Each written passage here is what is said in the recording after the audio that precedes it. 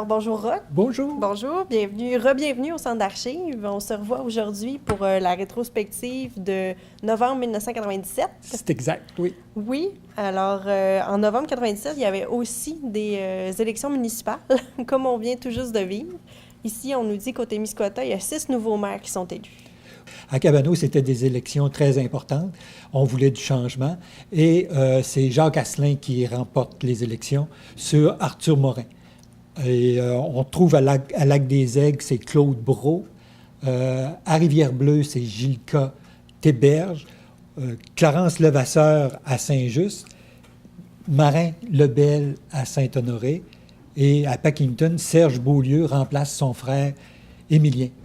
Ici, dans l'édition du 16 novembre 97, on voit à la une qu'un couple de Notre-Dame-du-Lac perd la vie.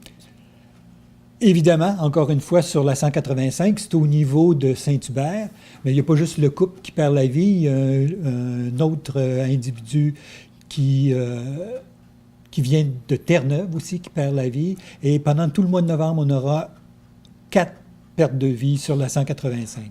Et là là. Et encore, ce bout de chemin-là, encore, n'est pas encore fait. Là. Non, c'est ça. Ici, autre grande nouvelle au niveau régional, Cabano obtient le centre d'études collégiales du Témiscouata. Oui, monsieur, grosse nouvelle. Faut dire que cette année, c'est la première année, donc il y a 20 Absolument, ans, oui. on voulait on obtenait un centre d'études collégiales, mais c'est sûr que ça a pris beaucoup de temps. À l'époque, on parlait de 250 étudiants par année.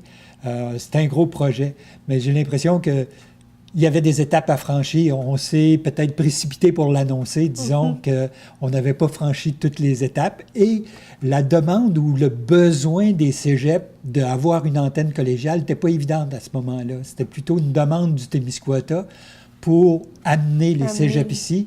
Mais là, je pense que les cégeps ils ont besoin d'avoir de la clientèle, alors ils viennent dans les régions chercher la clientèle. La situation est un petit peu changée, ce qui a permis de l'avoir pareil. Là. Ben oui. Il faut s'en réjouir. 20 ans plus tard. Alors ici, on voit que les fêteurs du Transcontinental seront raccompagnés par Nez Rouge. Oui, dans le Transcontinental, c'est la première section du Témiscouata qui va offrir le service Nez Rouge. Plus tard, va venir, ça va s'étendre jusqu'à la 185 et j'ai moi-même participé à certaines années, à faire du raccompagnement. Le Témiscouata reçoit 350 000 $ pour implanter son CLD. Le CLD du Centre local de développement, c'est un outil de développement pour le Témiscouata. C'est très important. Et le CLD officiellement sera créé en 98, en avril ou mai 98.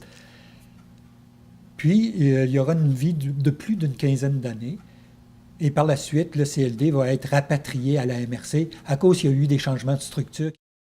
Dans la partie art et spectacle, ici, on voit que Maryse Pelletier fait une incursion marquée dans le monde du roman.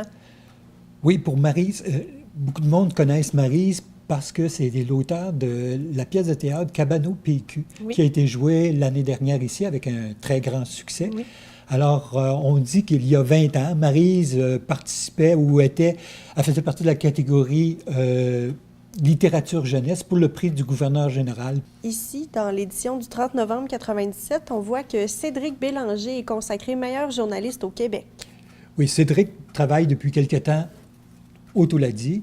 Le Touladi est propriété à ce moment-là de Québécois et c'est un prix Québécois. Mais il reste tout de même que parmi les Québécois, il est reconnu comme un des meilleurs journalistes. Alors, on a terminé notre parcours pour novembre 97. Oui. Donc, on se dit à la prochaine fois. Oui, avec plaisir.